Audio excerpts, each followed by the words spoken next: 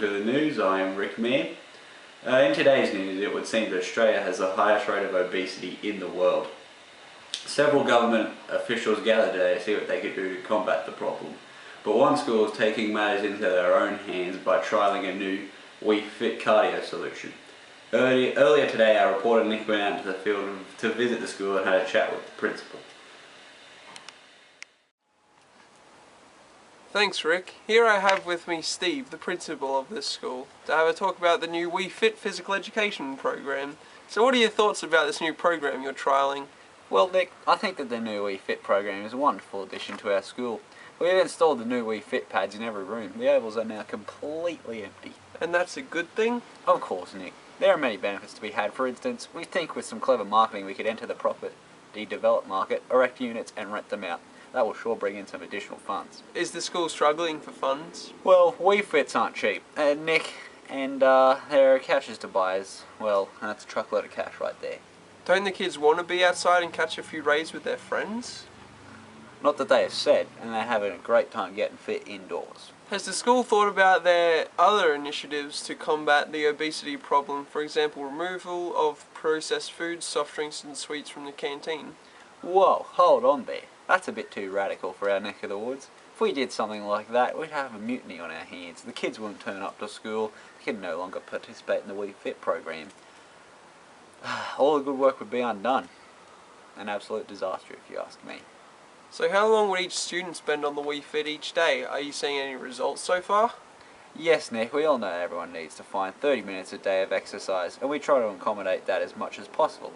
So we have shaved off some time in our maths, English and science classes that we have been able to ensure everyone gets on the unfit at least 5 minutes a day. The other 25 minutes exercise comes from enthusiastic cheering as they watch their classmates. So Steve, what exercise can a typical student cram into 5 minutes? Well, Nick, we tend to focus on cardio, so there are quite a few leg raises that can get done in 5 minutes. You'd be surprised the amount of sweat this can generate. Lastly, what do the parents think about the initiative? They think it's a win-win. When I told them all we might be able to reduce the fees a little and we could be sending home less homework and assignments, given the academic class times we're reducing, I don't have to tell you, they were ecstatic. We were all thinking about setting up a loan program where the kids could take their devices home for a night and get the whole family involved. We are literally leading the way in reuniting families and bringing them closer together. After all, a family that plays together stays together. Well, sounds like everything is coming up unfit here. The school is tackling obesity, venturing into the real estate game and doing their bit to support strengthening ties within the family unit. What a massive success story unfolding here. Back to you, Rick, in the studio. Thanks, Nick, for those insights. Well, for all of you at home who don't have any idea what the Game Changer is all about, let's have a closer look at the unfit. The makers of Wii Sports now give you a little white thing you stand on. Introducing Wii Fit. For far too long, video game consoles have limited themselves to being fun and entertaining. But with Wii Fit, the sky's the limit as you explore exciting new exercises like leaning side to side. With amazing graphics and engaging gameplay, you'll love leaning side to side with Nintendo's Wii Fit. And don't miss sticking out your leg. With over 8 hours of solid gameplay, sticking out your leg is fun for both young and old. But when you finish it, try sticking out your other leg.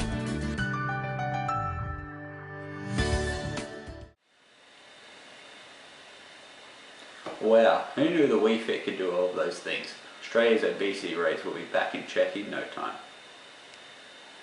You know, viewers, it might be easy to think that the capabilities of this mighty machine are only limited to teenagers, but this is just the beginning.